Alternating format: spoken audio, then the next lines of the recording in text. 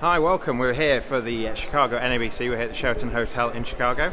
I'm Steve, welcome, and you're going to follow me around for the next week or so as I play in various bridge events. So we're walking through the lobby, trying to find what floor we're on. I'm following Matt. There's Matt there. RS Filthy online. And we're looking to play in the Life Masters pairs with Matt. So when we find Matt, we'll say hi.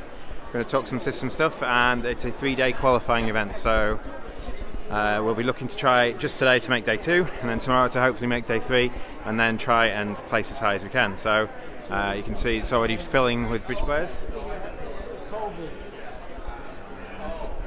We look there as well. The thing is, we're looking at the regional events maybe, or the Grand National teams. It doesn't actually say. So we're going to find out where we sit, and we'll be right back in a sec. So we're here trying to find our venue, and we're on floor 3 at the moment, going up the escalator with Matt. Hi Matt. Hello.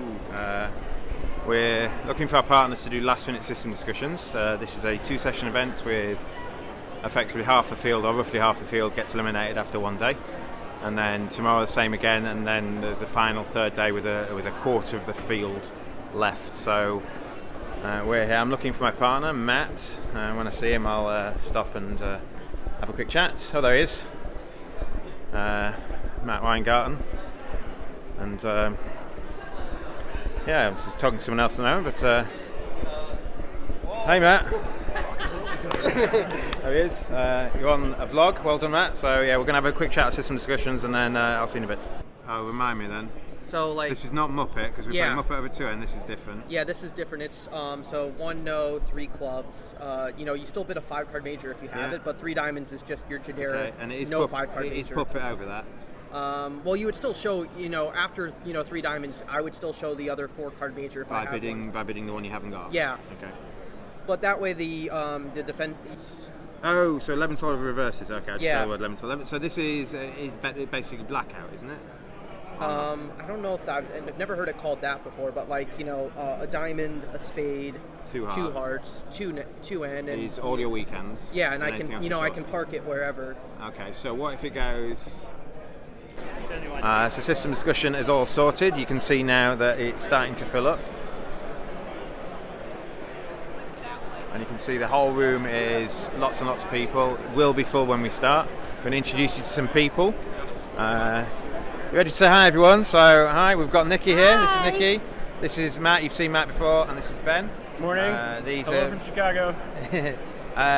Nikki and Ben are playing in the 0 to 2500 pairs, which is another 3-day event, and we hope they make day 2 just like we do as well. So, we're close to starting time, so I will get back to you when I've done the first round. So you can see like lots and lots and lots and lots of people milling around looking for their partners. We're about 10 minutes from the start time, and if you've never been to a Nationals before, you may be shocked at just the size and the amount of people here. So that is the last call for seeded entrance. That's each section has a couple of seeds in, so the higher ranked players there or thereabouts. And this is a couple of events in the same room. I think this is all the 3-day knockout pairs events, but downstairs there are some other rooms as well with some of the bracketed teams, the Gold Rush pairs, the GNT teams and things like that. So there are rooms and rooms and rooms full of bridge players. I don't know what the exact number of people who will be expected here this week will be, but it will be somewhere in the several thousands over the course of the week. So our table is, so we're sitting there to start with, where that man is in my seat. So we're going to be playing this couple first, and we're going to be playing about 27 boards, and then a break, 2 sessions, and if we do well enough, we make day 2.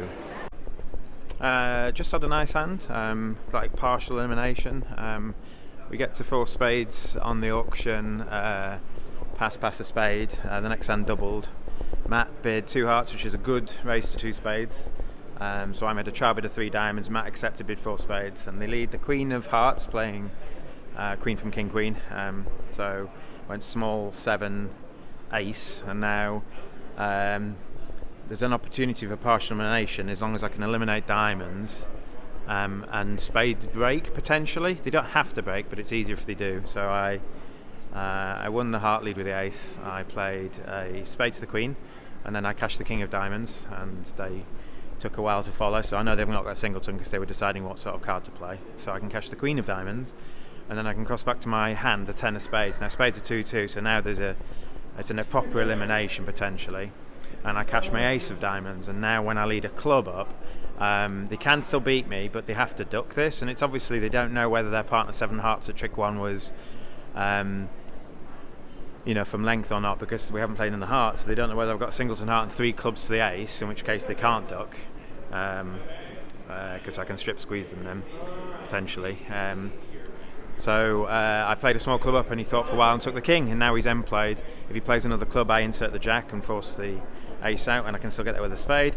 But what he did do was play the king of hearts, and I was able to make the jack for 11 chicks, which felt pretty good. So back to the fray.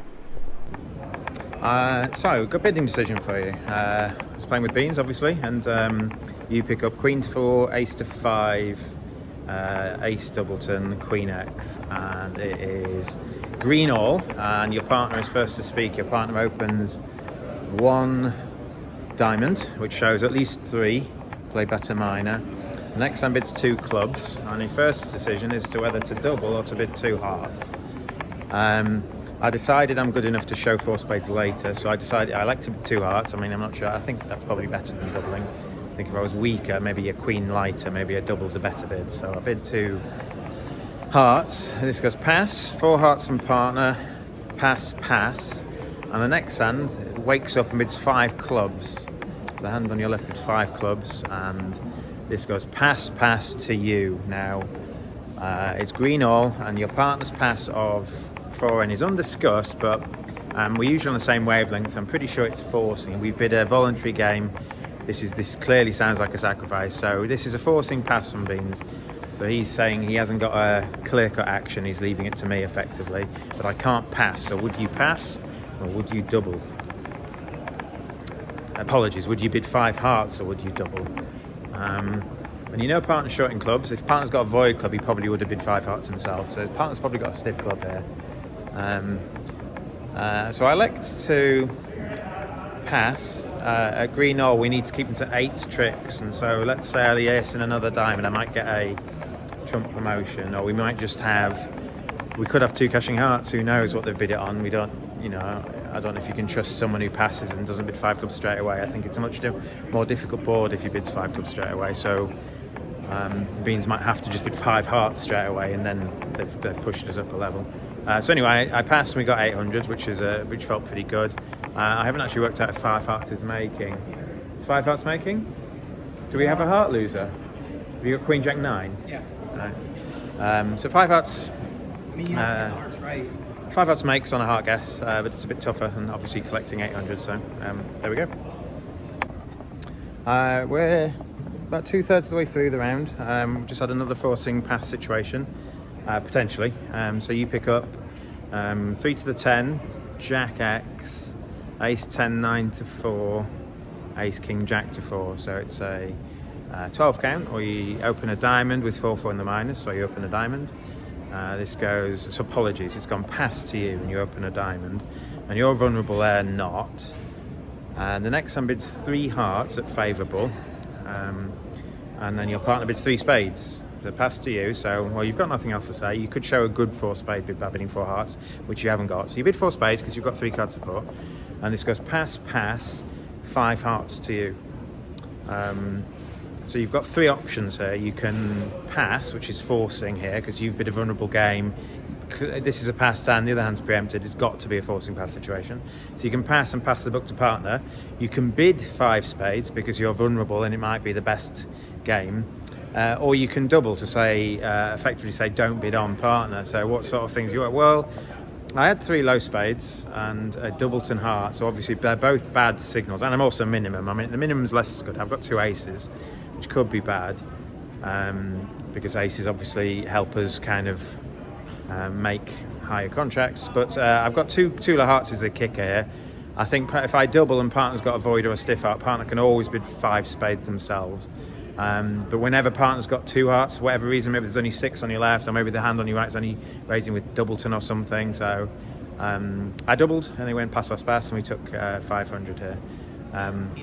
Apologies, 800 against 620 or 650. We're losing 2 hearts. We're losing anything else? So just losing 2 hearts. So we've both got a doubleton heart. The guy's raised. I had 3 hearts actually. Oh, the guy's raised on ace doubleton. She's only got 6. And if we'd swapped the jack of hearts and if I had 2 low and partners got jack third, we'd have actually got 1100 because she ruffed low for some reason when we tried for a trump promotion. But either jacks, it didn't matter. So that was pretty good. Onwards and upwards, keep going. So here we go. We're here. That's our percentage. We were east-west, so we've got first place in our section, which is pretty good. We've got 62%. I'm going to go through some of the hands in more detail over lunch and pick out some good ones. I know Matt has got a couple of really nice ones that we played in similar contracts, but Matt's had some really great lines, so we'll pop those out later. We're going to go for lunch with Nikki and Matt and the other Matt and then Ben and whoever's around, and then we'll come back. But it's a pretty good score, trying to get to stay 2. So we can see there, yeah, it's pretty decent standard, so we will see and see what field we're in the second half. So this is a hand that was played in the first session today. You need a bit more detail. It was an excellent hand played by actually Matt Brown, so Matthew Brown, our filthy, played in 4 hearts. So against us, they got to 4 hearts on this auction. I'm not sure his auction was the same. South opened a club, West overcalled a spade, North did a negative double. East bids 2 spades, which at our table shows a really bad raise to 2 spades. If you want a constructive raise to 2 spades, you bid 2 hearts over the double. North then backs in with 3 diamonds, which weirdly I think should be non-forcing, but it was forcing at our table. They just took it as forcing because South bid 3 hearts. North then bid 4 hearts, and they're in 4 hearts on the 3 of spades lead. So this is how Matt Brown played it, and he made it. Now double dummy, you can always make this, but obviously with a 5-1 trump break, it's not great. So they went 3 of spades lead to the ace and follow. And so what do you do now? Well, obviously, if things are breaking, you can't afford to kind of just duck a heart or, do some weird stuff or suffer a diamond ruff. So if things are breaking, if hearts are 3-3, you've just got loads of tricks. If hearts are 3-3, you just hopefully get the clubs in, knock out the ace of diamonds. So what Matt did, he played the king of hearts and people followed. He then played a heart towards his hand and gets the bad news. West discarded something. I don't quite know what he discarded. Let's say he discarded a spade. And now Matt's in the position where he has to try and overcome this trump break. Now, if East at some point can ruff in with the jack of hearts and play another trump, you're just really short of tricks. At some point, when you knock out the ace of diamonds, they can force North. So, but you have to do it. So he forced out the ace of diamonds. He played the jack of diamonds, and then West took the ace. And best defence is to force you. Obviously, you do lose trump control. I think the way that you've played it so far indicates that you're in a 4-3 fit because you've abandoned trumps effectively. So you might be in a 4-4 fit or a 4-3 fit, but obviously if you're in a 4-3 fit, as West, you know that partner's got a stack of trumps. So West switched to the king of spades, and Matt ruffed as North. And now you've got 1 trump in each hand, and East has got 3 trumps left. You've made 4 tricks, you need to make another 6. So how can you make 6 tricks from this point? Well, obviously the diamonds are good and the clubs break, everything breaks, but as soon as if you try and cash your diamonds, if you go diamond, at some point East ruffs in with a jack, plays another heart, and then East has got a winning trump and the queen of spades. So what Matt did is he was able to cash 2 diamonds. He needs to be able to cash 2 diamonds. And then if he tries to cash another diamond, he's going to go off. So, because if he plays the 10 of diamonds now, it goes jack of hearts ruffed in. East will then play a heart back, and then East will have 2 winners here. So you need to stop East getting 3 winners from this point. The jack of hearts is always going to win a trick. The queen of spades is high if you can stop North and South having any trumps. So what Matt did was he was able to play a club to the ace. He's now at 7 tricks. The king of clubs gives him 8 tricks. And now what he was able to do, he was able to cross-ruff in what's called a lope with your 10 of hearts. So he was able to play a spade, ruffing with a queen. East has to follow. Even if East didn't have to follow, they'd have to under-ruff. And now what you do is play a winning diamond. It doesn't matter whether it's a winning or a losing diamond. You play a diamond off the dummy. and East has no winning option. South always going to make the 10 of hearts. If East ruffs low, South's over ruff. If East ruffs the jack, South discards and makes a 10 by natural force. So although East started with 5 trumps, and they did make 2 of them, the only other trick that South lost was the ace of diamonds. So it was a decent board. The sad thing for Matt is that 3N made, and 6 of each minor made, but the fact that he made it, he beats those in 3N just cashing out their 9 top tricks, and he beats those in 4 hearts going off, which some people did. So I think that was a pretty good hand. Well done, Matt. I've just been out to eat. We went to Chick-fil-A for the first time. We're walking around what is a sweltering Chicago afternoon, absolutely roasting. I'm in the shade now and I'm still hot. It's probably not the best thing for me to sit in the sun with the fact I've got no hair at the moment. So yeah, so we're going back. Matt is on 48%. Yep. Matt's on 48%. Miki, one of our flatmates, is on about 60%. I think he's just roughly the same position as Beans and I. Does anyone know how Nicky's done? So Nicky's 51, so that's decent, I think. They've still got a chance of qualifying with that score. And we're going through the centre of Chicago. You can see that just really lots and lots of really tall skyscrapers. Fantastic architecture on some of these buildings.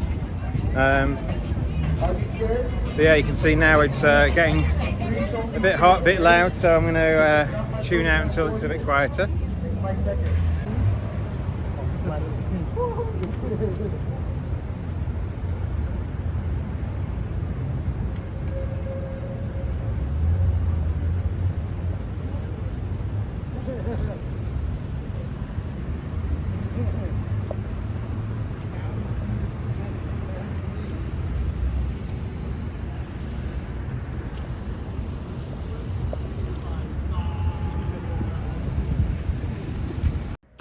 This was another hand we played earlier today. It was one of our better defended hands. We did slightly dip off later in the day.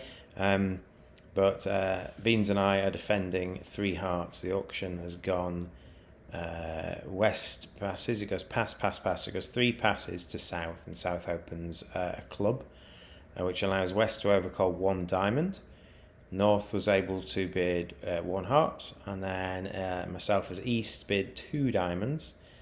Obviously my partner's a pass down. I've got a good race of 2 diamonds, but I'm so flat there's no point showing a better raise than just bidding 2 diamonds, because I've not got the shape and we haven't got the combined strength to really push them out of it. South doubled to show 3 card heart support, and then it comes to North now. It's gone pass, pass, pass. Effectively North, both East and West are passed hands. North decided that they were worth 3 hearts, which is probably not right, not with no aces and a minimum. So 3 hearts is a bit pushy, possibly better at imps, but they bid 3 hearts and we are defending 3 hearts. So if you're looking at what we have to get, so if you're looking at the tricks in 3 hearts, we've always got 2 clubs and 2 hearts. But they can set up a club for a spade discard, or at any point if East is forced to lead spades, they have to concede a trick. So got to be careful. Our 5th trick will be a spade trick. We can't make a 3rd club trick, and we can't make any diamonds. So we're looking to get the spade trick for our setting trick. So the way it went is I led the jack of diamonds. This went jack, ace, small, small. North then played a heart from dummy, and he plays a heart. Beans played low. North played the 10, and I played low. I didn't know where the ace of hearts was. North could have had ace, queen, jack, 10. And what I wanted North to do was cross to the south hand with an entry to take a second heart finesse and kind of waste an entry. So I ducked there. What North did now, North wants us to play the black suit. So North played a second diamond and ruffed a diamond before playing a second heart. So North has eliminated the diamonds. When they played a second heart, I played low from king 3rd. It looks pretty obvious that Beans has got the ace here. So I let this run to Beans' ace of hearts. And Beans doesn't really want to play a club, so he played a spade 3, played the 8 of spades, so this goes 8, jack, queen, ace. Spades are still frozen from my side. I can't lead a second spade here, so when I do get in with one of my kings, I can't lead a second spade. So at what point now is South didn't really want to play a trump here. because I would win and potentially have a diamond to force them, and they kind of run out of steam. So what they had to do now is play a club to the queen and king. Now obviously they've still got the opportunity to finesse the 9 of clubs here, but once it's gone a club to the queen and king, I need to be careful. I can't play a spade because it gives a spade trick up. I've got a singleton king of hearts, which is a winner, so I have to cash that so I don't get thrown in. So I cash the king of hearts and Beans throws a diamond away. And then what I want to do, I want Beans to play a second spade through, but I can't get to Beans' hands straight away, because if I play a club to Beans' ace, then Dummy's clubs are going to be good. So what I did is I played a second club, but I didn't play the 3, which allows declarer to have a guess, but they're going to get it right, because I've already shown up with the queen of spades, the king of hearts, and the king of clubs, and I can't have the ace of clubs. So when I played my second club, I played the 10, which makes it very clear to Beans that I've got 10x left, or I wouldn't do that from king 10 to 4 initially. So when I play the 10 back, it goes 10 jack, and Beans found the duck. He was able to duck this, just making it easy for partner. And when Beans won the 3rd club, he was able to play a spade through, and I could claim the 10 of spades as the 13th trick, or the 5th defensive trick. And we beat it by 1, which is a pretty good board, because a lot of people just in 2 hearts. North's overbid, and we were able to beat it. And obviously if they overbid and just make 9 like everyone else, doesn't matter, but when they overbid and only 8 tricks available, you've got to make sure you beat it, and you get a pretty good board. So yeah, we're going there doing well. We've got 15 minutes before the restart, feeling fresh. It's Drew. Buddy? How are you? How you doing? Hey, I'm good. Say hi to the vlog.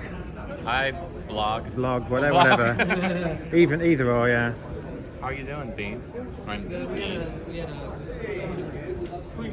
So yeah, we're just having a wander around. So Stefano. Hi, Stefano. So that's these people I know from the UK. So is that Nathan and Arthur, is it? So this is Arthur. He's my teammate on the Springgold. Hi, Arthur. Oh, it's Steve Rain. Hi, Nathan. Hi, Tom.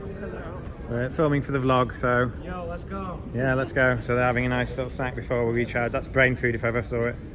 McDonald's, eh? How do you get better than that? How do you do, Celia? Poorly. Poorly. Who was playing with who? Play together. It's yourself, Tom. I play with Christian Dolly. Okay. All right, you're gonna with Matt? playing with Matt. Yeah, we were seventh, and we were seventh. So this is the winner's vlog. You're filming yourself before you win. Yeah, why not? I mean, it's gonna happen one day, isn't it? Right, yeah. So we're restarting in a bit. So I'll be back with some interesting hands in a bit. We're 13 minutes ahead of the round. The way that America, if you've not been to an American Nationals before, they basically have 50 minutes for 2 boards, and there's a clock going on. But the directors don't say move where you can, please. Or they might do, but by the time they do so, everyone's already moved.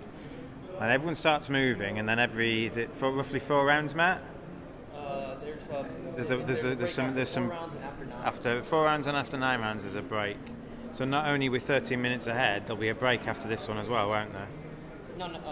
Because this is round 9, isn't it? We just played round 9, so that's why there's so much time left. Okay. Yeah, but that's the clock for round 9. We haven't finished the clock for round 9, and there'll be time added on, won't there? Anyway, they may so add on time, that's right. you basically you just kind of play when your opponents turn up, and when you're east-west, you'd wait for the table to be free, and you basically ignore timing, so you don't really notice until you get stuck behind a slow person, and the slow person is going to time, and then you're like, oh my god, this is so slow, but it's not. It's the same as it normally would be in other congresses. So that's a weirdness to it. One of the things I do like about these American events, though, is they're 2 or 3 day qualifying and final events. So we're playing in a 3-day event where half the field is eliminated each day, and it's looking good. It looks like we're going to make the cut, but it means if you're not doing very well, you don't have to come back the next day and play in an event that you're on, your total score's on 45%.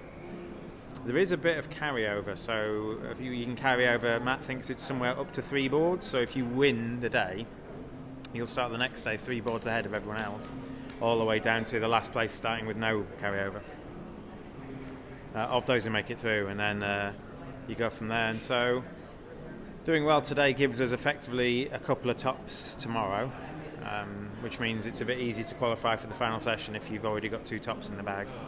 So we'll see how that goes.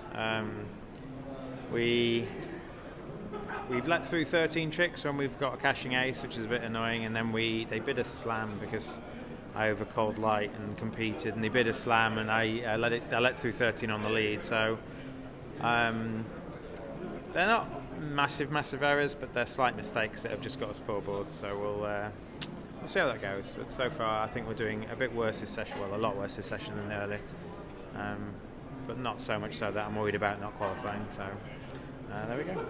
Yeah. Hello, this is Matthew B here, talking through another hand that Steve really liked and wanted me to share. So I'm playing also in the Life Master pairs, and this is the auction that's on screen. I was sitting south. Partner opened 1 diamond. They have a quarter heart. I bid 2 clubs, which was forcing for 1 round but not game force. Partner repeated their diamonds. They've got a minimum. I now game forced with 2 hearts. Partner waited around with 2 spades. I bid my clubs. They supported clubs, having run out of other things to bid. I offered 4 spades in case they had 4, and partner does not, so they corrected back to 5 clubs.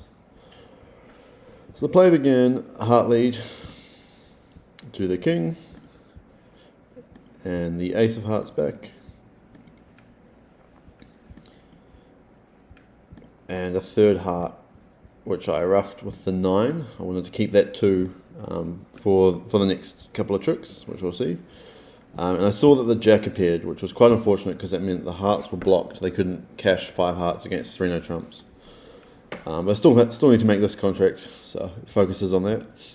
I crossed to dummy with a diamond and ran the 8 of clubs, and that was why we roughed with the 9 earlier. So when we run the 8 of clubs, we're still in dummy to repeat the finesse. So we do that, and then we draw the last trump, and West on this threw the 7 of spades, which will become quite important later. I threw a diamond just because we don't need them all. If the diamonds are 3-3, we can rough 1 and then use the last one to discard our low spade. So that's what I tried next. I played a diamond to the king and roughed a diamond, and got the bad news that they weren't breaking. So now, having run out of options, our only thing left is that we can either finesse a spade or we can try and squeeze West out of a spade holding similar to this, or maybe only this one. So I played my last trump, and West, because they have to keep the diamond in front of dummy, threw the low spade, and so dummy's diamond is not good. We don't need to keep that anymore, and East throws a heart. And it was interesting on these spades that West threw the 7 on the first club and now has followed with the 3.